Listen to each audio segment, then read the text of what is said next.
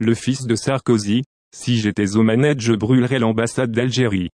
Le franco-américain, qui a vécu une large partie de sa vie aux États-Unis, revient s'installer dans l'Hexagone en vue des prochaines échéances électorales. Il cultive un créneau conservateur, sans rien cacher de son admiration pour Donald Trump.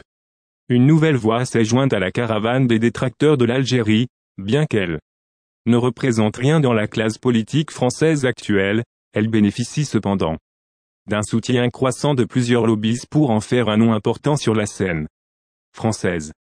Après avoir proposé de tuer tous les habitants de Gaza, lors de sa présence sur une chaîne d'information française, le fils de l'ex-président français Nicolas Sarkozy, Louis Sarkozy, est revenu pour donner son avis sur la crise diplomatique qui secoue les relations algéro-françaises.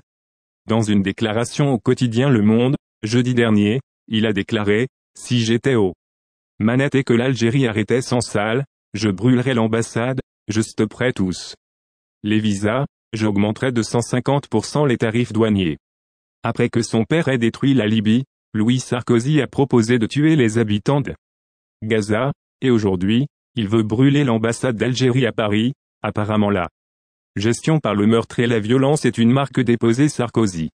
Louis Sarkozy, le plus jeune fils de l'ancien président français, a vécu la majeure partie de sa vie aux États-Unis, dont il est également citoyen, et est récemment revenu s'installer dans son pays d'origine pour entamer une carrière politique sur les traces de son père.